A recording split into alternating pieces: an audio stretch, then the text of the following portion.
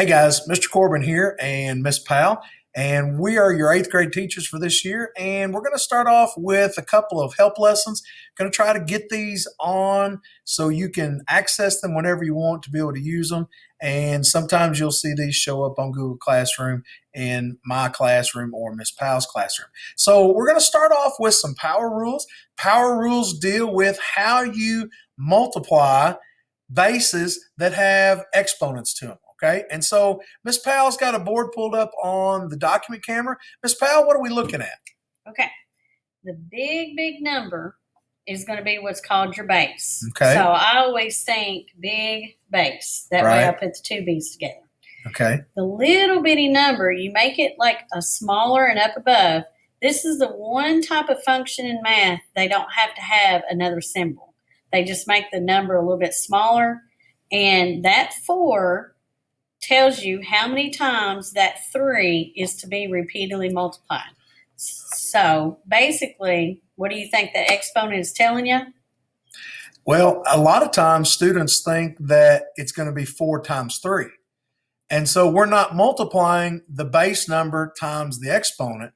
What the exponent is telling you is how many times to multiply the base number times itself. Isn't that what you're saying? Yes. So sometimes when I first start doing these to keep myself from getting messed up, sometimes I put 4 blank spaces. I think that's smart. And then I go back and think I've got 4 blank spaces, exponents, repeated multiplication.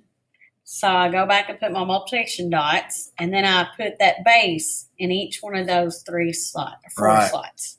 Right. So 3 to the 4th basically means 3 times 3 times 3 times 3.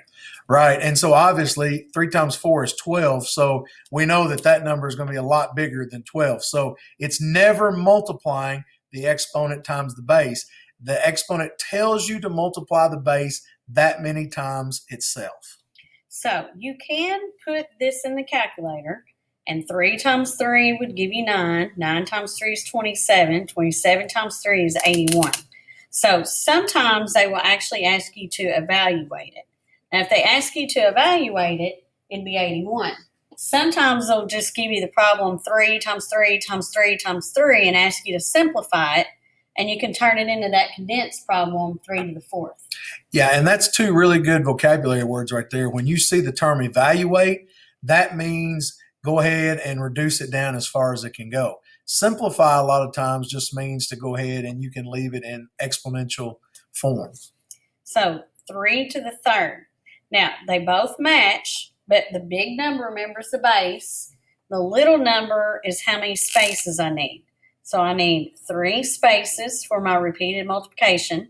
I'm repeatedly multiplying the base of 3. So 3 times 3 times 3 is what that is worked out to longhand. Now, if it asks me to evaluate, I go ahead and find the answer to that, which is 27.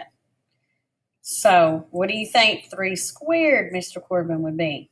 I don't know. Is that going to be 6, Miss Powell? No, because you're not multiplying the base of the exponent. Oh, that's right. So again, and I'm just saying that so you guys, because a lot of times if you look at it just real quick, you're going to think, oh, well, 3 squared, that's got to be 6, right?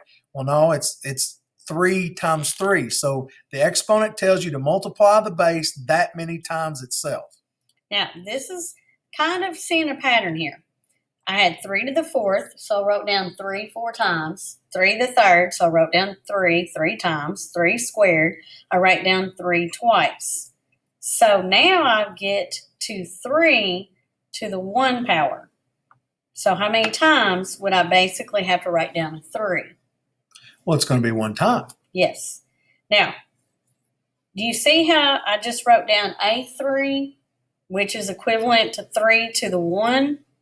So if I have just a standard number that I wrote down, if it doesn't have an exponent there, you can put a 1 there and it means the same thing, which we hardly do that. We just put the number 3. Right. So what you're saying to me is that if I have a number or even a variable that we're going to see later on, and there's not an exponent, there really is an exponent there. It's a 1, right? Right. That's important to remember. Now, let's go back and we're going to look at the values of these. So get rid of all that stuff so it won't be confusing to you. Okay, there's a pattern here. I had 3 multiplied by itself 4 times. That gives me 81. 3 multiplied by itself 3 times is 27. 3 multiplied by itself twice is 9. And just 1 3 is 3. Now, looking at those values, how can I continue this pattern going all the way down?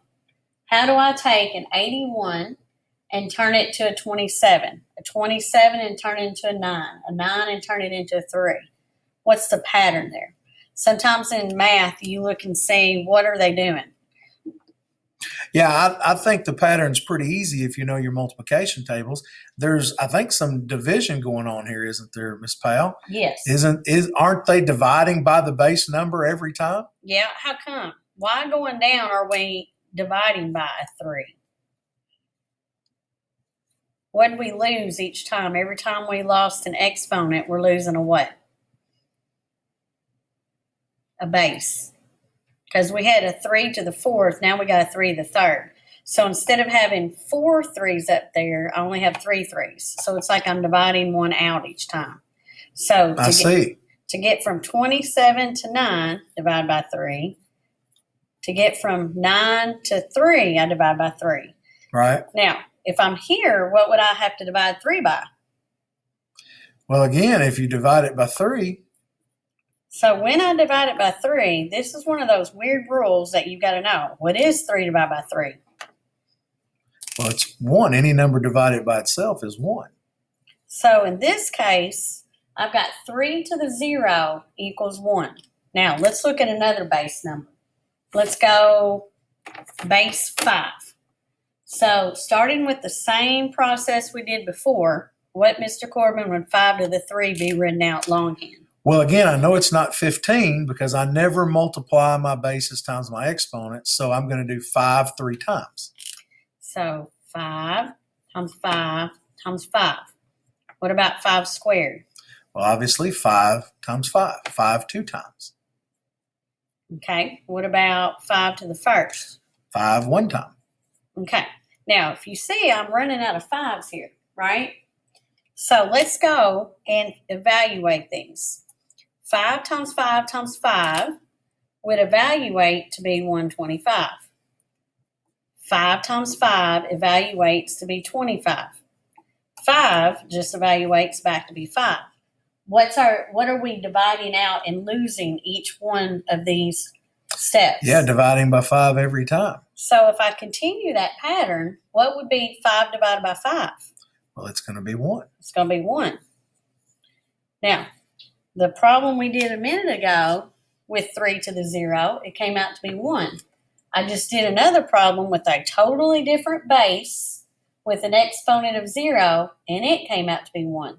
So what pattern do you think we might be finding? Well, what this is showing us is that any number to the 0 power is going to equal 1 when you simplify it. Okay, now some of these numbers get bigger, so we're going to work it out again as far as writing it out using multiplication. So 8 to the 4th is written as how? 8 times 8 times 8 times 8. Now, I don't have a calculator, so I'm going to leave it like that. 8 to the 3rd is 8 3 times. 8 multiplied by itself 3 times. 8 squared is 8 times 8. 8 to the 1 is 8. And really, I shouldn't have to go back and evaluate all these, because when I get to the bottom, I should know that 8 to the 0 is going to be equivalent to what value? Well, it's going to, anything to the 0 power, I'm understanding now, is going to be 1. Yes. And that's all I need to write down for that is 8 to the 0 power is equal 1. Right. That makes sense? Sounds good. Now what can we change to be? Well, I think we need to probably throw in some variables.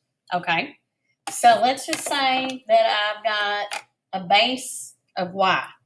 What would I write as y to the 3rd? Okay, now, Miss Powell, these variables, I know that they're letters, but don't these letters represent numbers? They're just unknown numbers to us. Yes. So they're unknown numbers. So there's some number that I have a base and it's raised to the 3rd power. Right. So I really can't evaluate it like I did a minute ago when my bases were numbers, but I can write it out longhand.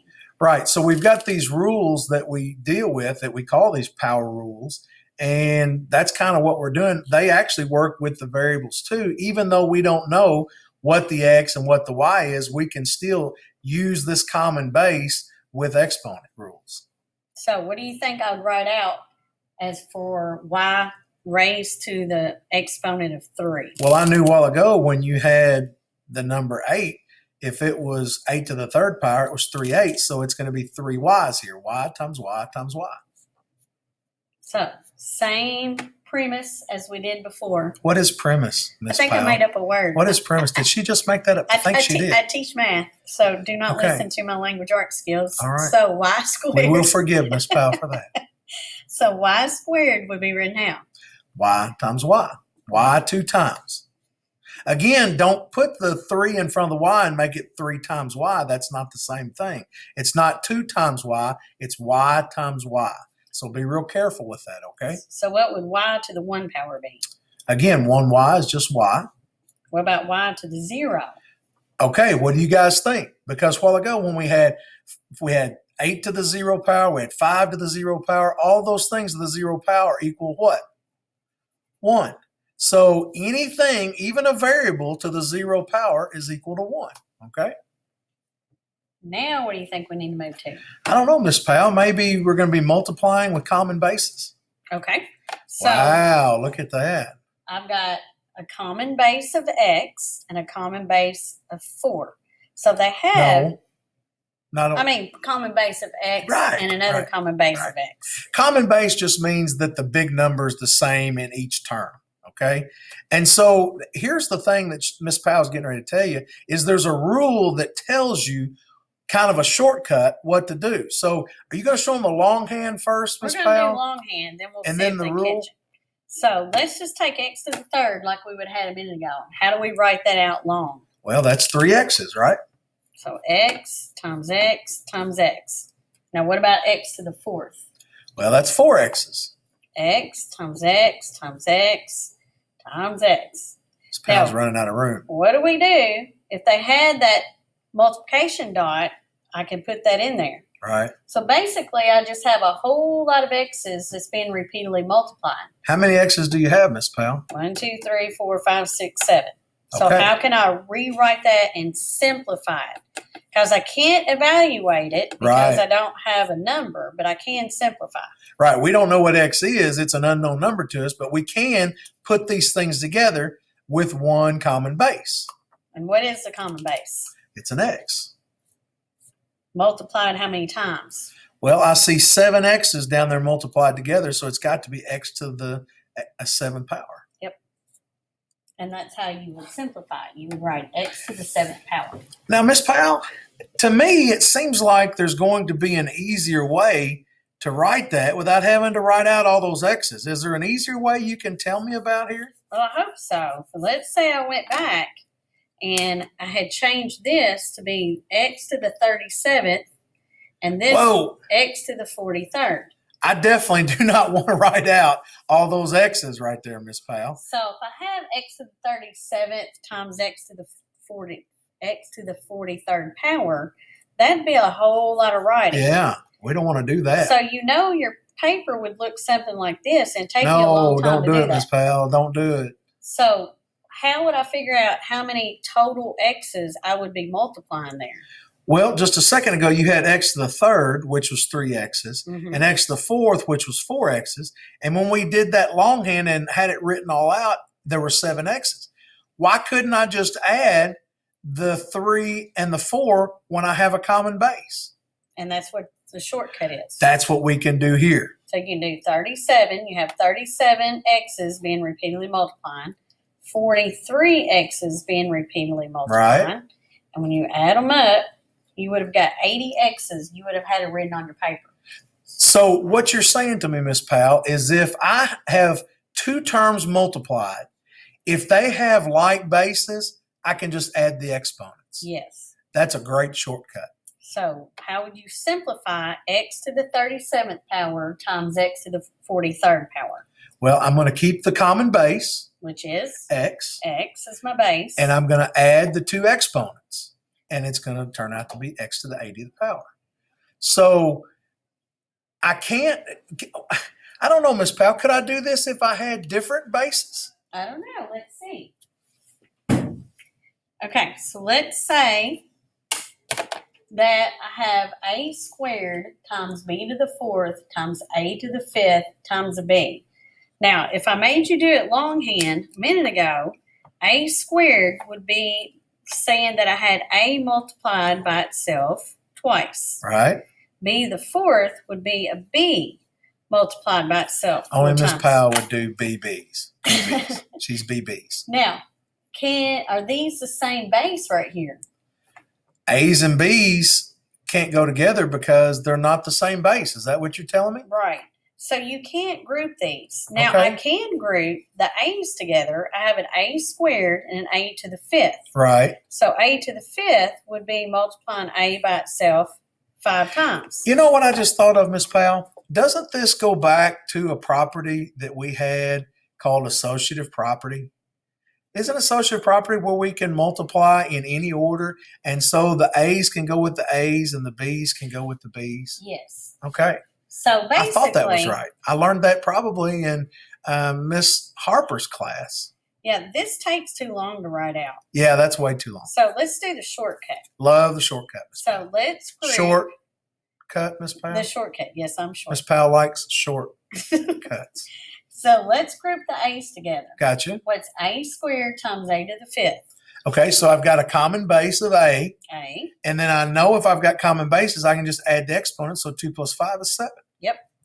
Now I need to figure out the B's. I've got B to the fourth. Now this is weird because it's just A. Oh, B. I remember this a while ago. And this was important because we said if we didn't have anything written, that doesn't mean it's a 0 or there's not an exponent. It means that there's a what?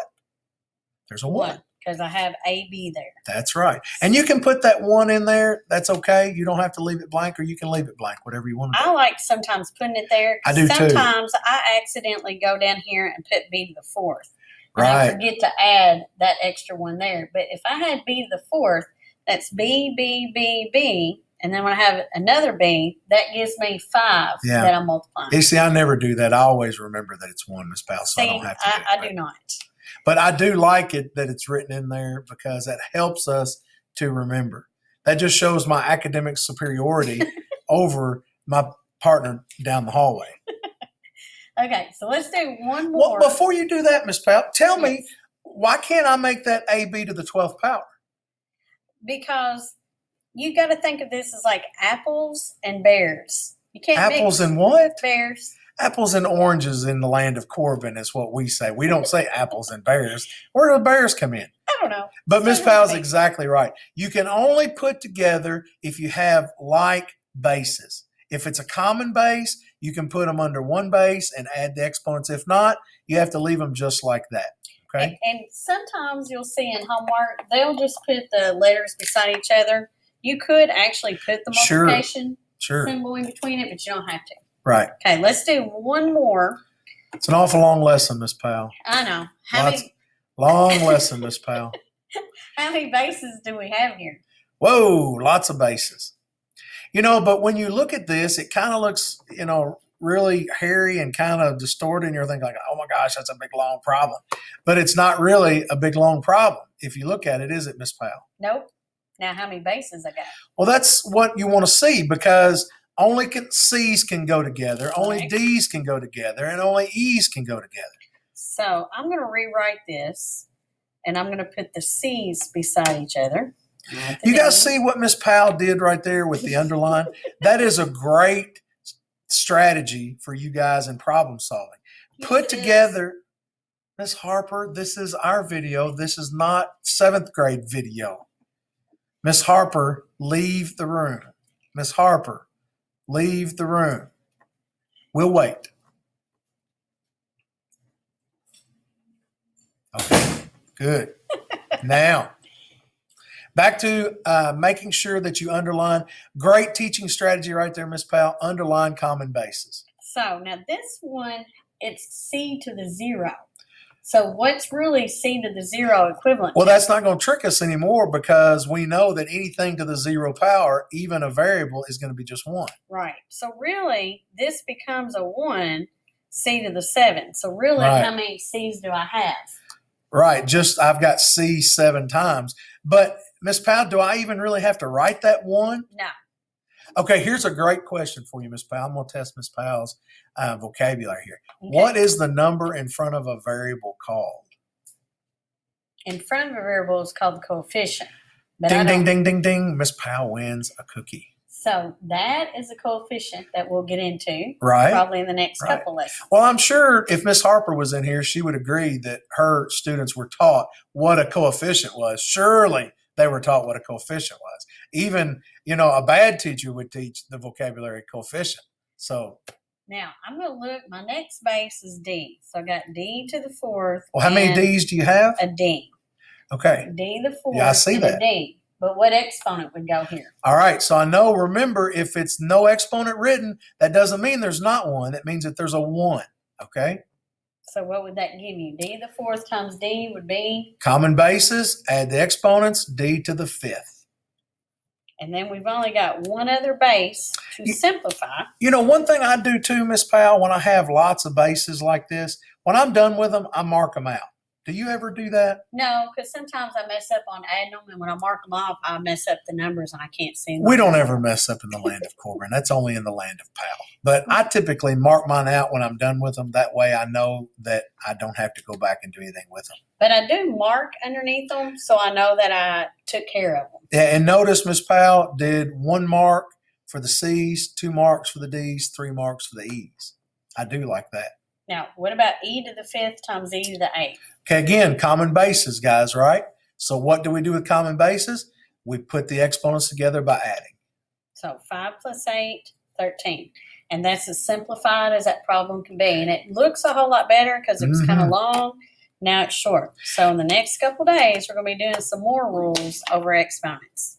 Okay, guys, we appreciate you all tuning in. We will see you later.